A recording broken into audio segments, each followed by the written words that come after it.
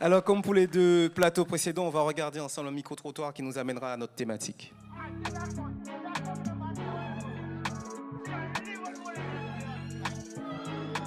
Donc des résultats, chiffres, toujours aller donner de son mieux, de manière à plaire, de manière à gagner. Le dépassement de soi, je crois que c'est déjà la base, parce qu'il y a des sports, certaines disciplines sportives qui appellent certaines volontés. Ne pas oublier que lorsqu'on fait une préparation, ce n'est pas uniquement une préparation physique, mais c'est une préparation mentale. Point de vue hygiène alimentaire, là aussi, il faut qu'il y ait une bonne préparation physique de manière à répondre aux critères, de manière à être à l'objectif. Se surpasser au niveau sportif, ça nous fixe un objectif en fait. Parce qu'on peut toujours faire mieux, il y a des jours où on va être moins bien physiquement, il y a des jours où on va être en meilleure forme. Et je pense que dans tous les sports, à chaque niveau, on a des jours qui sont meilleurs que d'autres.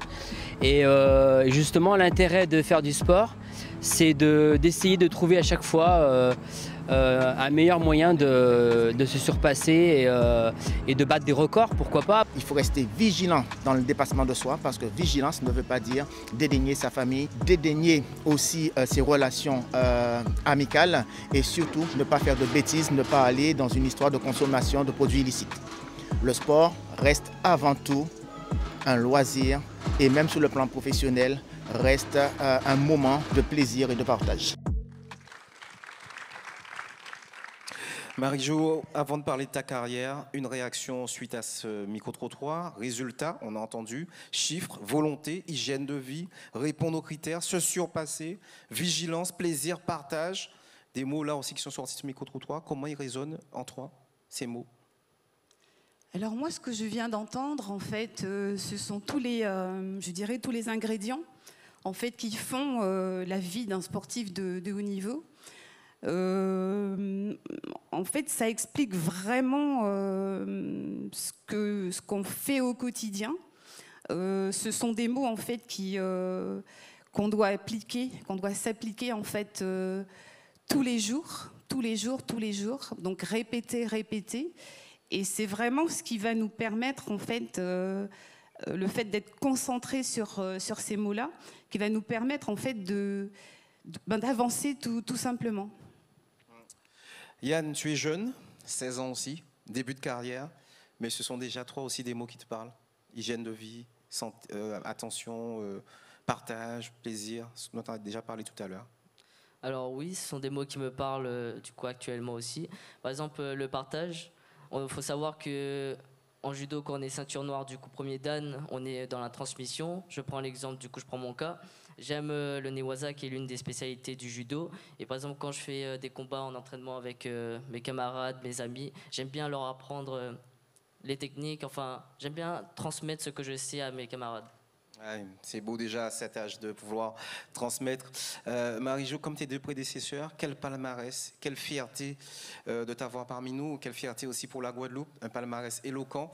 Il y a une ligne que je n'ai pas citée volontairement dans ce palmarès et qui te tient particulièrement à cœur, c'est le relais, un relais 4x400 lors d'un championnat d'Europe. Peux-tu nous dire pourquoi?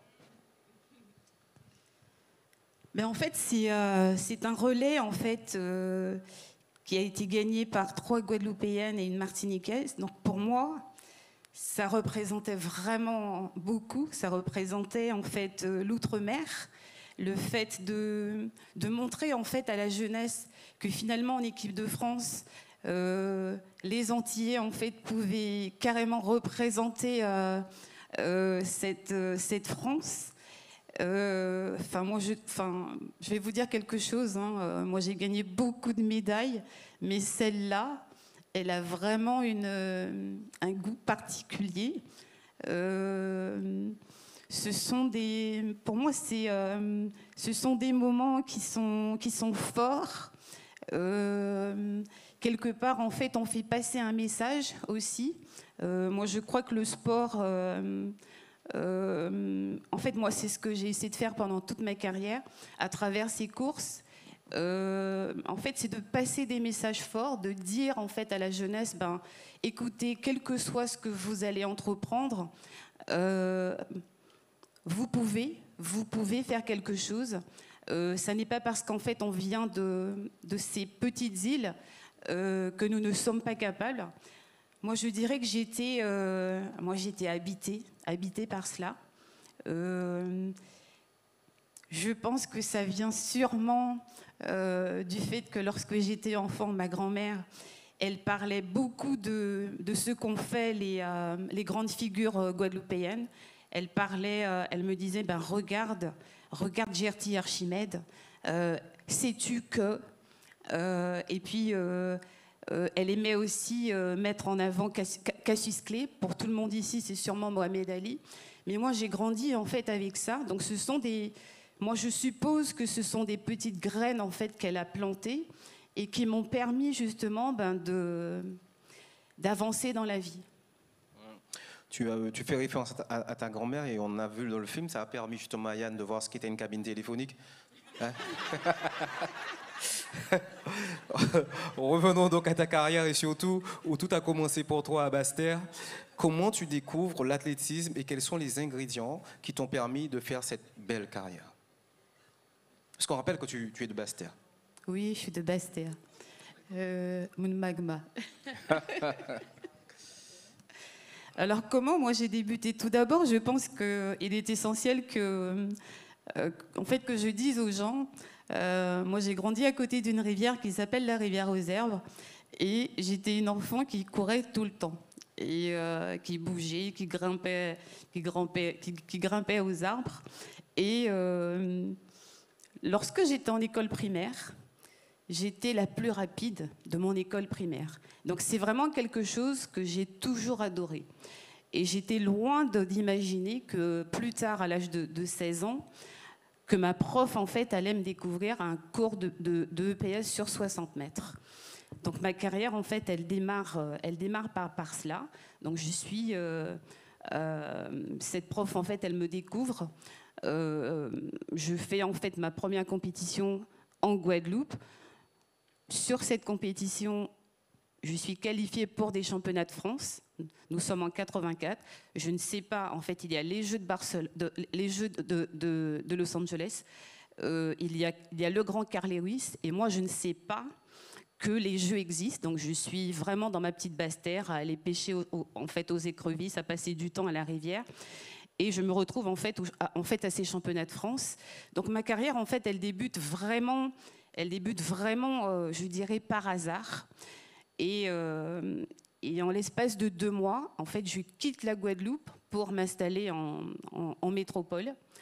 Et je vais vous dire, hein, pour moi, ça a été des années vraiment très, très compliquées. Je passe vraiment 4 ans à me chercher, à me poser des questions, je dirais, à tâtonner, à vraiment comprendre comment fonctionne ce système-là. Et puis surtout, je suis tiraillée entre ma Guadeloupe natale et puis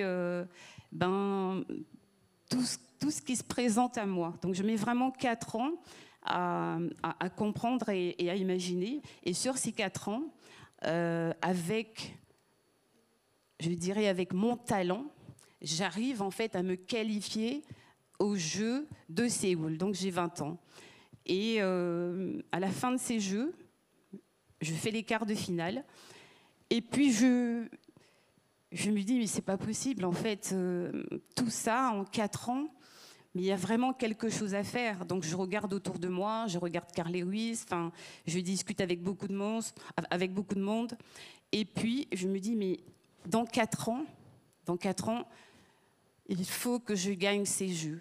Et pourtant, la performance que je fais ne me permet pas de dire ça. Mais le potentiel que j'ai, ce que j'entends dire autour de moi, je sais que j'ai quelque chose à faire. Et de là, je mets en place, mais vraiment un plan d'action. Et donc, je vais voir des personnes qui vont m'accompagner sur ce projet-là. Donc, je vais voir, en fait, Jacques Piacenta. Donc, vraiment des gens qui n'ont pas le même fonctionnement, où finalement, les choses sont très, très complexes. Mais je me dis, avec ces gens-là, je vais réussir. Donc, je dirais que pendant 3 ans, je m'entraîne, je me prépare en fait avec Jacques Piacenta. Et on a vraiment le résultat, en tout cas espéré. On passe par les championnats du monde, je fais les Jeux. Et puis je me dis, mais en fait, avec un talent comme celui-là, en fait, je ne peux pas pourtant gagner une médaille olympique, c'est vraiment quelque chose d'extraordinaire. Et je me dis, mais quand même, il faut que je fasse quelque chose de ce talent, parce que ce n'est pas assez. Donc je me mets en fait à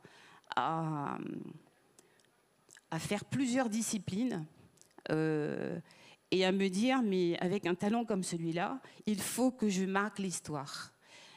Et à partir de là, on a une discussion avec Jacques Piacenta et je lui dis, mais tu sais, une fille comme moi, en fait, peut faire un doublé. Il faut que je sorte du lot. Il faut que les messages que je veux faire passer, en fait, il faut qu'on me voie. Et ce monsieur ne comprenait pas, en fait, pourquoi j'étais habitée comme ça, pourquoi j'avais ce genre d'idées, puisque, en fait, ce sont des choses qui n'avaient pas été faites auparavant. Et donc, comme je ne pouvais pas accompagner cette personne dans mon projet, ben, comme on le voit sur les images, je décide en fait de quitter la France. Je ne connais personne et je pars aux États-Unis. Tout simplement parce que sur les circuits internationaux, j'avais repéré en fait cet Américain. Je l'avais aussi repéré sur les Jeux, où en fait je voyais que c'était quelqu'un qui avait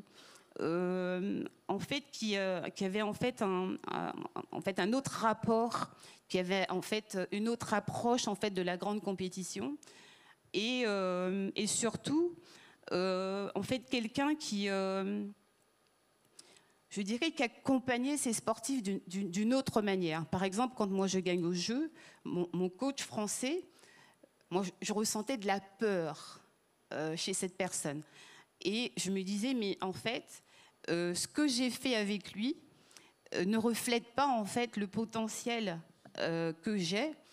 Et je pense qu'on peut gagner autrement, je pense qu'on peut aller plus loin, mais pas avec lui. Donc j'ai décidé de partir avec John Smith. Il faut savoir que ce monsieur n'avait jamais entraîné de femme. Donc moi, je suis la première femme en fait à arriver dans ce groupe. Et donc pour me faire accepter, puisque j'avais essayé plusieurs fois, ce monsieur, en fait, je suis partie en fait à Los Angeles. Je suis allée le voir, donc j'ai pas pris rendez-vous. Hein. Je suis arrivée, j'ai pris un billet d'avion, je suis allée voir ce monsieur en lui disant, je vous propose en fait un contrat, en fait que vous puissiez m'entraîner, me préparer pour les Jeux d'Atlanta. Et il me dit, mais moi je n'ai jamais entraîné de femme. D'ailleurs, je ne sais pas comment ça s'entraîne. Et de plus, moi je n'ai que des hommes dans mon groupe, donc je ne sais pas ce que vous voulez. Vous êtes championne du monde, championne olympique. Donc qu'est-ce que vous êtes venu chercher?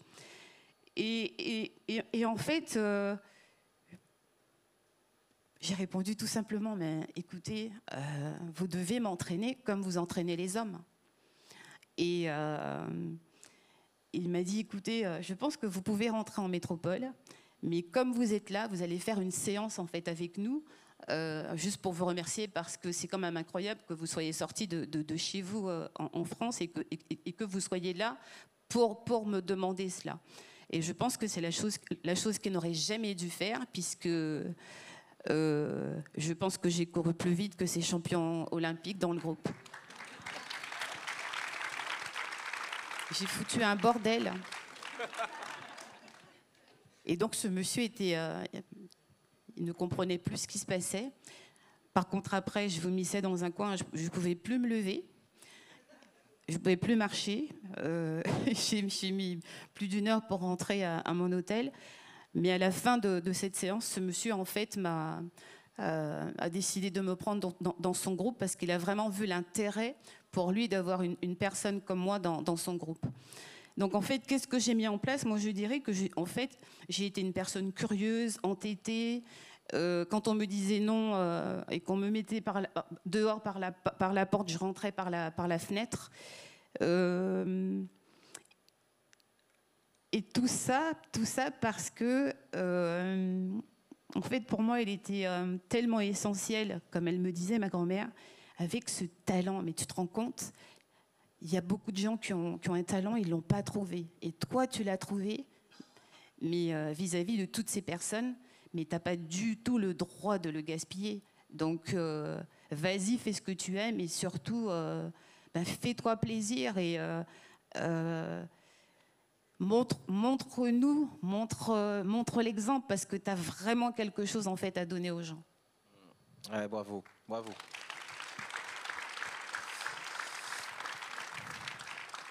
Alors, Président, on a évoqué tout à l'heure les mots du micro-trottoir. Ils sont confirmés par Marie-Jo, par tout ce qu'elle est en train de nous dire. Ce sont des choses qu'on retrouve au sein de l'entreprise aussi, et singulièrement la nôtre. Oui, mais il faut quand même mettre moi dans Bab. Hein. Ah oui. Il ne faut pas aller après Marie-Jo avec ce talent et ces émotions. Moi, je ne sais pas faire. Oui, c'est difficile. C'est clair. Mais moi, j'ai eu du mal à te poser la question, tu vois. Parce que j'étais sur le coup de l'émotion aussi. Elle a dit, j'ai foutu un bordel, allez. Bon, c'est pas grave. En tous les cas, je suis sa trace en Simone Bastel, Rivière des Pais, quand même. Bon, oui. Donc, voilà. Donc, c'est vrai que ce que Marie-Jo a dit... dans l'entreprise, c'est aussi essentiel de savoir ce qu'on veut, d'avoir la volonté, d'avoir la ténacité pour pouvoir obtenir ses objectifs. Et c'est clair que c'est une entreprise, c'est un sport collectif, c'est pas pareil, on peut pas chacun se donner la chance de voguer en fonction de ses aspirations. On est dans une équipe, on est dans un groupe, donc il y a des règles. Mais même en respectant ces règles, je crois que chacun peut tirer le meilleur de lui-même et puis exprimer ses talents. Parce que Laurent l'a dit tout à l'heure, on est tous pétris de talents, mais il faut savoir les déceler, savoir les exploiter, et savoir les mettre au service du collectif.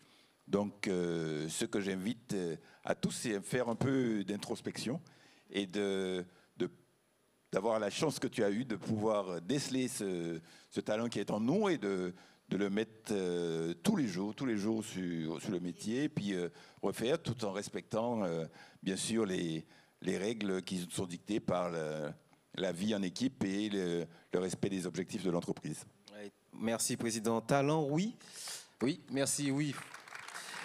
Talent, oui, mais une fois qu'on l'a découvert, il faut travailler, il faut le travailler. Oui, ça ne se vient pas tout seul. Et là, on arrive sur le dépassement de soi. Tu en es au point, toi, dans tes entraînements, d'aller au-delà de tes limites jusqu'à en vomir. C'est vrai que pour moi, ce qui me rassurait, parce que c'est vrai, quand on a du talent, on pense que, quand on est jeune, on pense qu'avec ça, on ira loin, mais on se rend vite compte que, arrivé à un certain niveau, en fait, le talent n'est pas suffisant.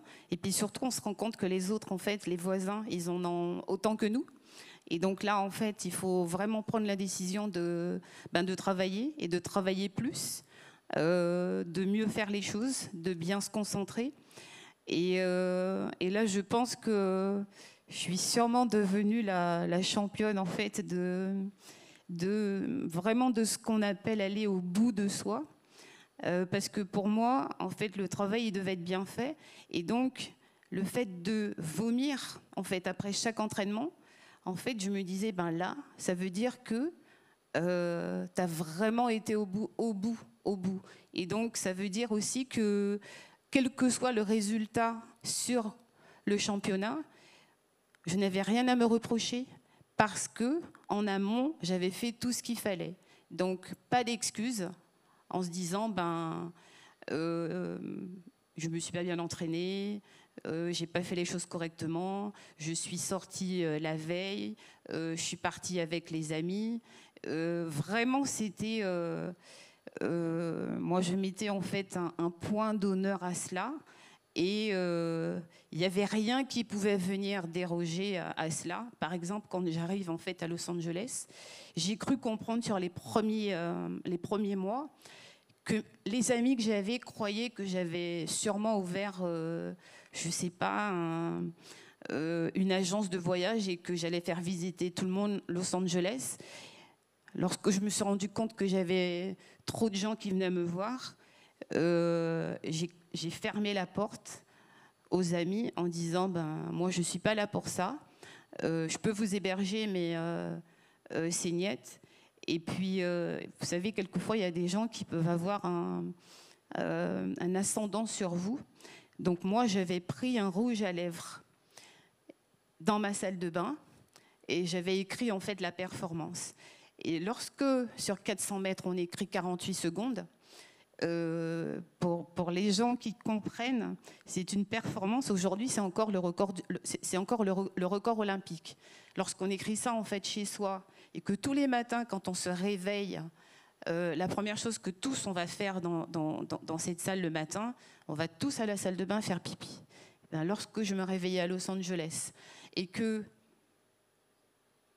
je regardais cette perf marquée sur mon miroir, pourtant on était à des mois des Jeux Olympiques, on était à des années des Jeux Olympiques.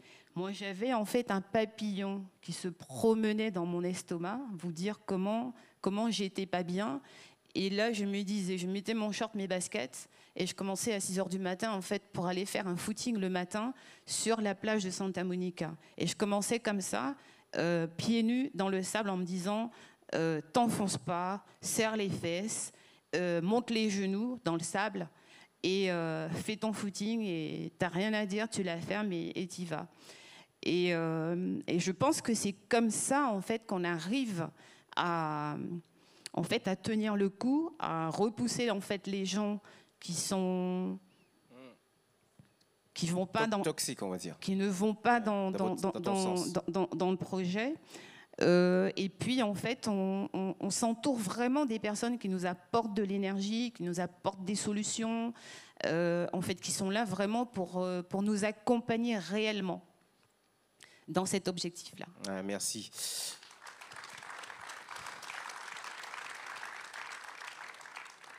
Tu as 16 ans, champion, oui. Vice-champion d'Europe, c'est ça? Oui. Champion anti-Guyane il n'y a pas longtemps? Oui. Dépassement de soi déjà ou pas? Est-ce que tu en as gardé sur la pédale ou tu as déjà dépassé tes limites? Tu as déjà été jusqu'à dépasser tes limites, comme Marie-Jo l'explique? Oui, du coup pour moi, il n'y a pas de grande compétition ou de petite compétition. Chaque compétition, je me dis, tu as un combat c'est une finale, il faut vraiment la gagner. Si tu perds, tu rentres chez toi, et si tu gagnes, tu es fier de toi. Et je me suis toujours dit que faut pas avoir de regrets.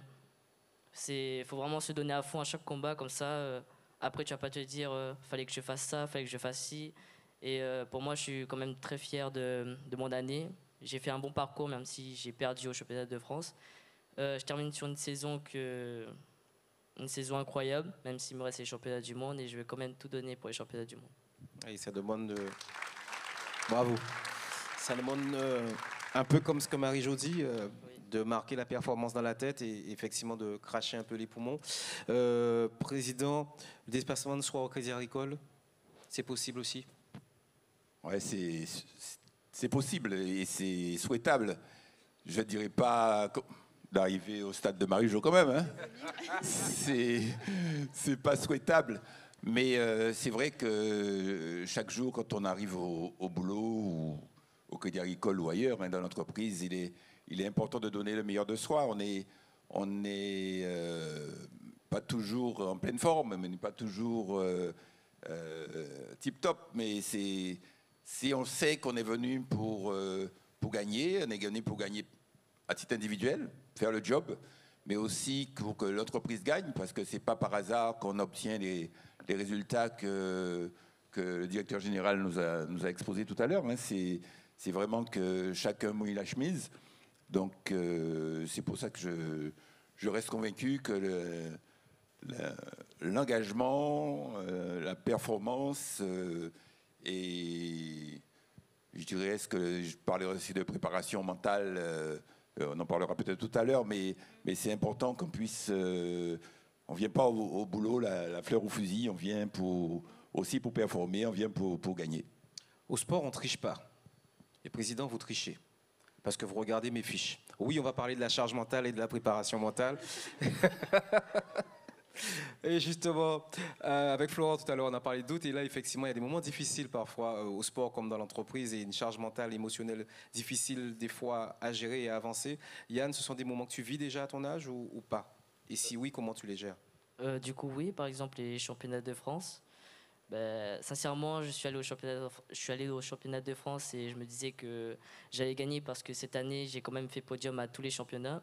Et quand j'arrive au championnat, je vois que je perds. Pour moi, j'étais vraiment choqué et c'est là où j'ai vraiment appris que faut pas attendre. Faut vraiment bosser et s'entraîner plus pour atteindre ses objectifs. Et pour oublier, ben, je vais en entraînement, je lâche tout ce qui me dérange en entraînement, je me défoule. Et puis, voilà. Ouais, c'est comme ça que tu arrives à te décharger de Oui. cette pression mentale, cette charge mentale, c'est ça? Oui. Marie-Jo, toi, tu as été aguerrie à ces moments difficiles, tu en as déjà longuement parlé, une pression sur tes épaules, à la fois une attente du staff qui t'entourait, mais déjà une attente de toi-même, de la grand-mère aussi qui avait passé les messages, du public, de la France entière. Et surtout de la Guadeloupe, j'ai envie de dire, parce qu'on était vraiment à fond. La preuve, tu as vu tout à l'heure comment il était lorsqu'il regardait le message. Et comment tu as géré justement mentalement cette pression qui était autour de toi, médiatique aussi? Alors en fait, au début, notre équipe de France sur les grands championnats me faisait un peu passer le message, si tu n'as pas de médaille, on rentre sans médaille. Donc tout de suite, ça mettait une pression de dingue, alors que perso, je me la mettais déjà bien comme il faut. Et donc au début, ce qu'on fait, hein, nous les sportifs de haut niveau, en fait on arrive à trouver, puisqu'en fait ces années-là, on ne parle pas de préparation mentale, on ne prépare pas, en fait on fait toutes ces techniques dont on parle aujourd'hui. À cette époque, on n'en parle pas vraiment.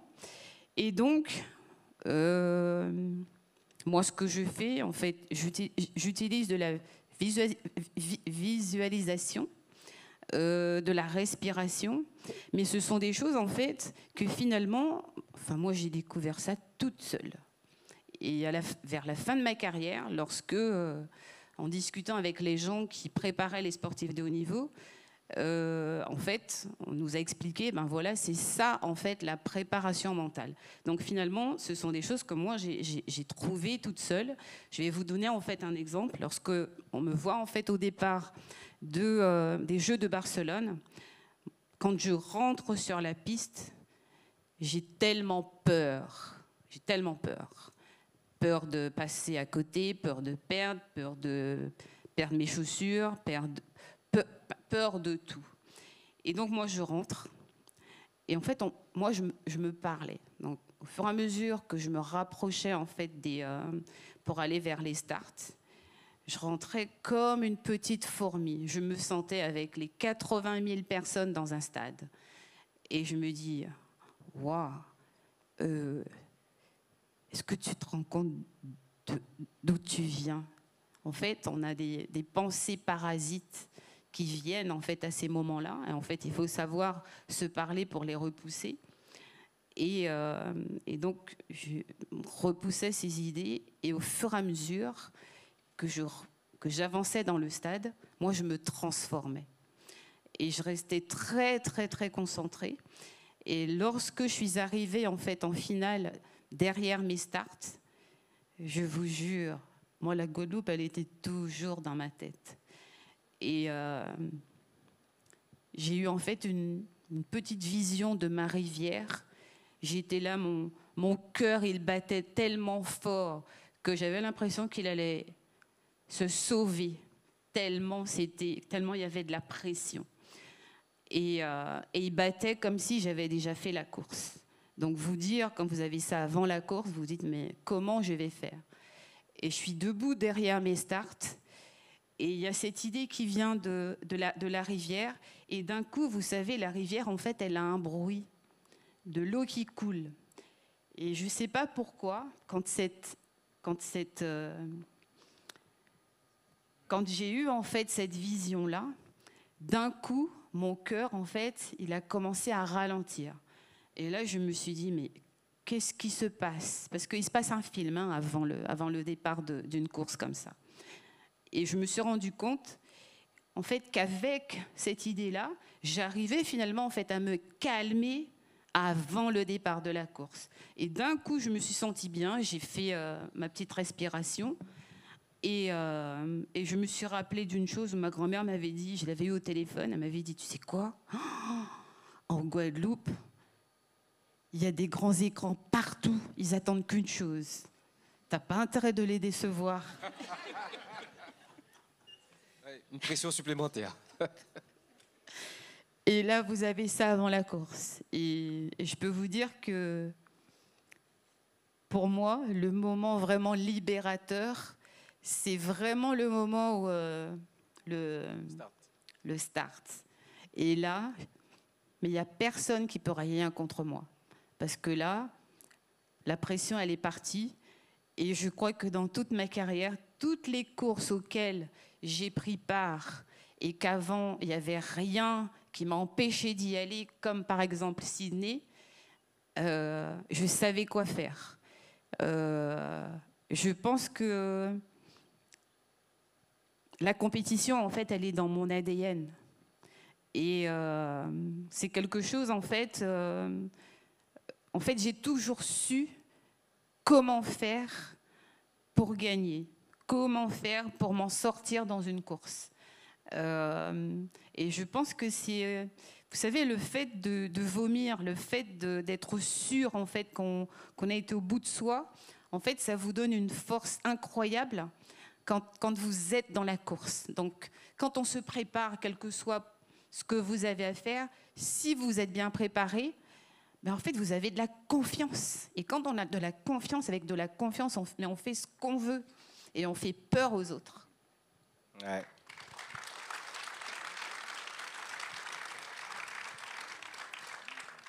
Si tu avais un conseil à donner à Yann, ce serait lequel sur le sujet? Ben, c'est exactement ce que je viens de dire. Moi, je pense qu'il y a quelque chose, moi, qui me parle beaucoup. Nous, en fait, finalement, l'athlé, ce sont des répétitions. Hein. Moi, la course que je faisais, il fallait être rapide et endurante. Et en fait, moi, ce que je dis tout le temps aux gens, et à mon avis, ça parle à tout le monde, en fait, il faut être endurant dans la motivation. C'est quelque chose de primordial dans tout ce qu'on fait. Être endurant. Si tu es endurant dans la motivation, tu iras très très loin. Tu es prêt? Tu es prêt? Bien sûr. Ah, tu es prêt. Président, la pression, la charge mentale, ça on le sent aussi parfois en entreprise. Comment elle se traduit? Bien, se traduit déjà par l'attente que nous fixent les managers, que nous fixent nos dirigeants. Mais tout comme a dit Marie-Jo, c'est la préparation qui est essentielle.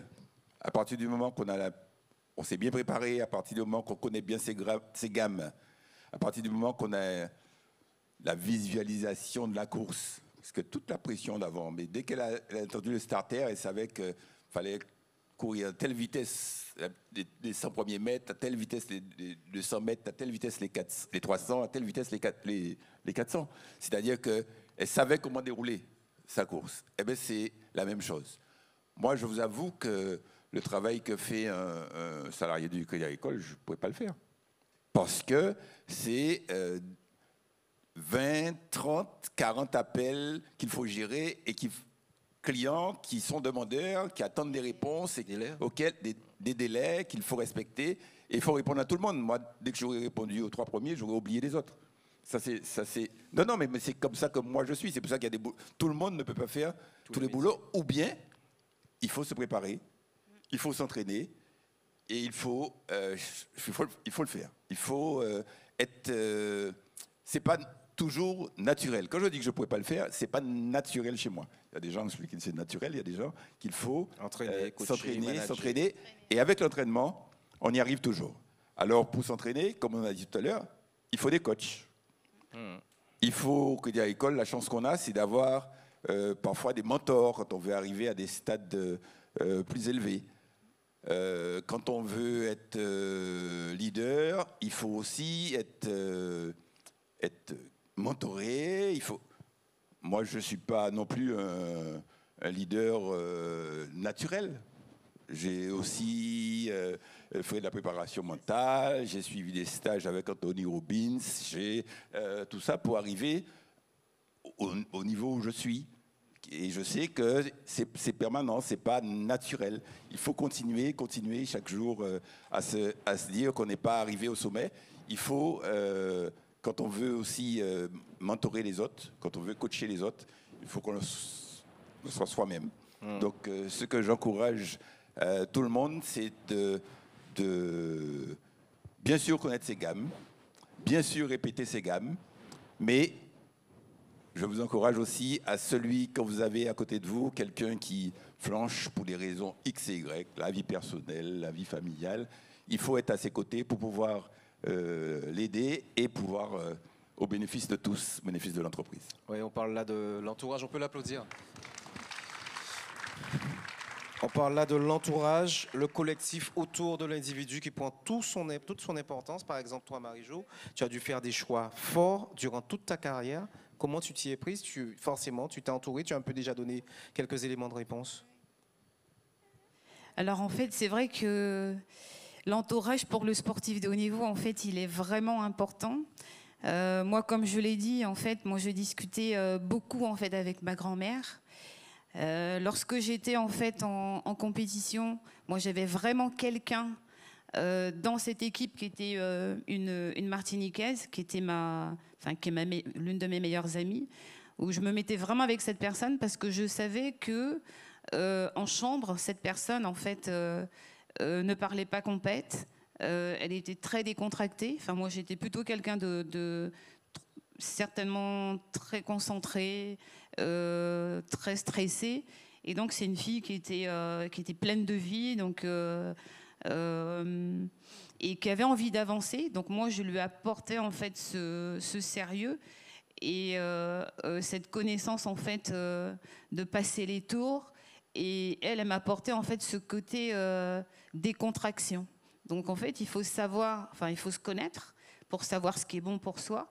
Et puis trouver en fait des gens qui vont vous apporter ce dont vous avez besoin. Donc je m'entendais vraiment avec cette personne. Mais en dehors de ça, en fait, il faut aussi avoir un entourage extérieur. Donc moi j'étais l'une des premières sportives de ces époques-là, en fait, à avoir un nutritionniste, à avoir en fait un kiné vraiment attitré. Oui, en fait attitré. J'avais vraiment des gens, quand j'avais des décisions importantes à prendre, j'allais les consulter, on en discutait, et puis après je faisais mes choix. Mais en fait, il faut avoir une garde rapprochée où vraiment, où c'est des gens, on sait qu'ils sont là pour nous. Voilà. Yann, pour le moment, ta garde rapprochée, toi, ce sont tes parents, c'est ta famille, c'est ça? Oui, du coup. On rappelle quand même que tu es au Crêpes aussi. Hein? Oui. Ouais. Oui, du coup.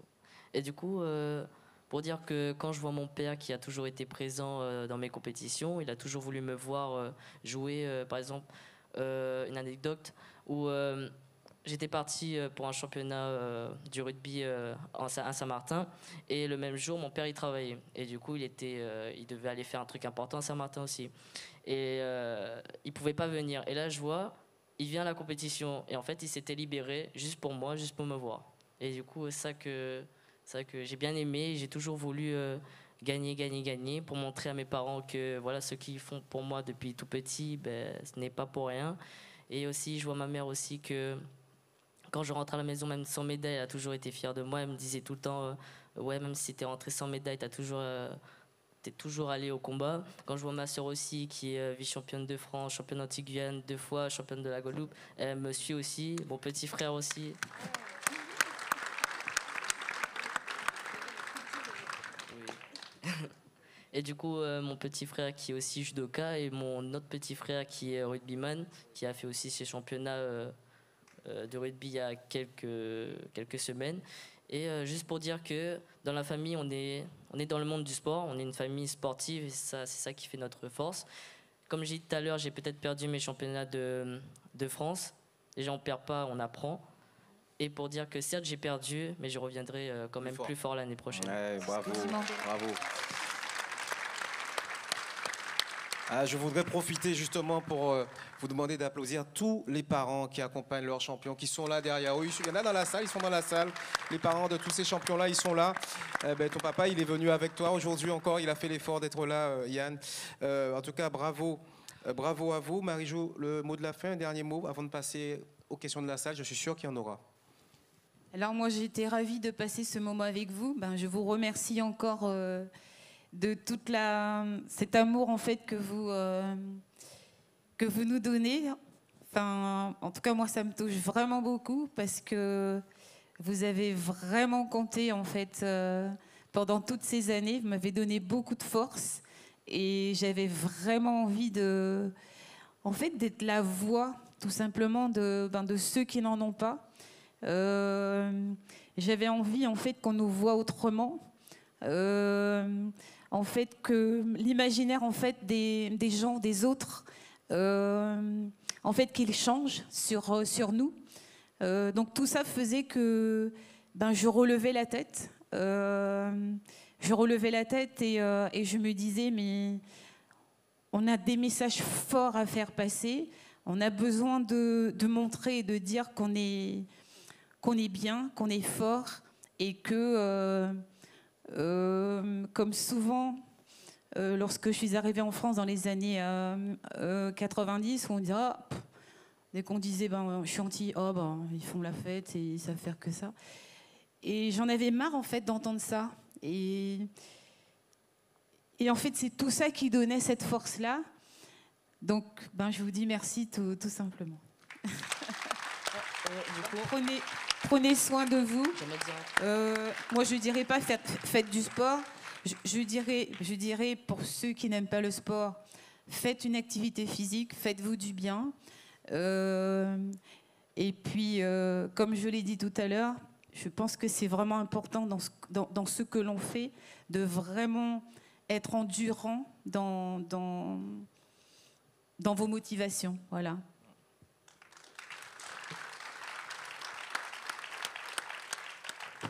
Et du coup, juste pour dire que mon père, c'est quelqu'un d'incroyable, il sort des urgences et il ne devait pas venir aujourd'hui et il tenait vraiment à me voir aujourd'hui.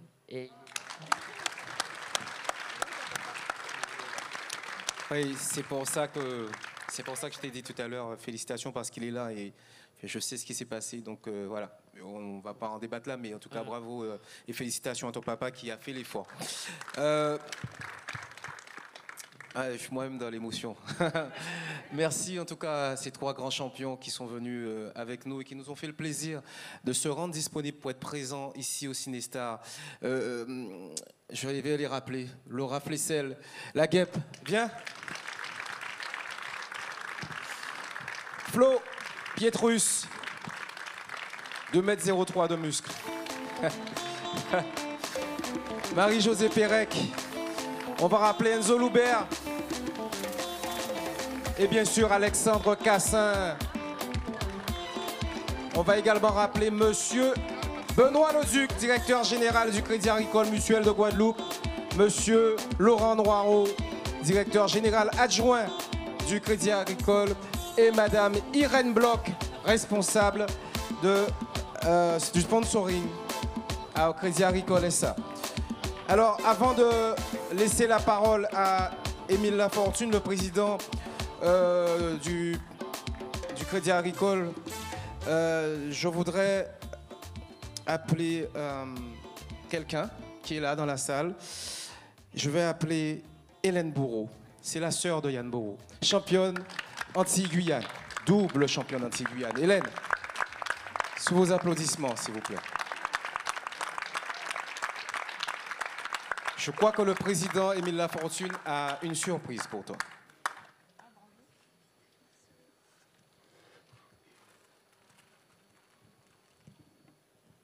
Quand on a une famille de sportifs, une famille de champions, eh ben, quand on aide le grand frère, on ne peut pas ne pas aider la petite en devenir, déjà aussi championne.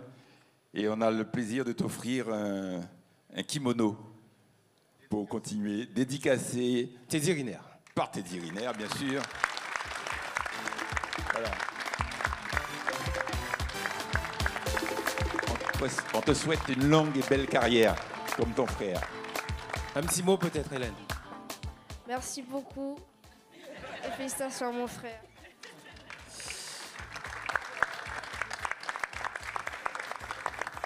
Les graines de champion. Tu veux l'ouvrir pour qu'on puisse voir nos... Oui, bien sûr. Ouais.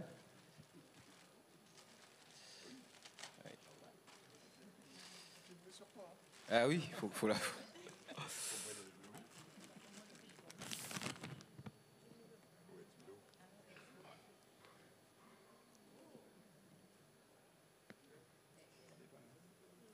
C'était pas prévu, hein.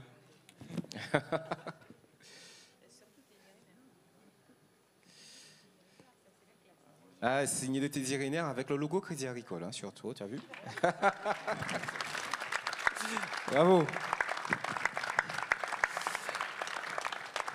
Merci à toutes et à tous. Merci d'avoir assisté à cette réunion et je vais sans plus tarder passer la main à Émile Lafortune, le président du conseil d'administration du Crédit Agricole Mutuel de Guadeloupe, pour donc ces mots de la fin, maintenant que tire justement à sa fin cette belle conférence, ce beau regroupement, président. Merci Ricardo, merci à vous tous de votre présence. J'espère qu'on a pu répondre à vos attentes. Que le Crédit Agricole Mutuel de Guadeloupe ait pu mettre à votre disposition un tel plateau. Merci à Laura, merci à Marie-Jo, merci à Florent, merci à Alexandre, Enzo, Yann, les champions en devenir. Merci à Madame Irène Bloch du Crédit Agricole SA de ta présence. Comme je disais, j'espère que vous avez passé une belle soirée. Bon. En tous les cas, vous l'avez dit, répété, il n'y a qu'au Crédit Agricole qu'on voit ça. Hein. Et je l'ai dit à la conclusion des 6 jours, nous pas qu'à blaguer, mais nous forts. Voilà. Alors, rentrez bien chez vous, soyez prudents et passez une belle fin de soirée. Merci à tous.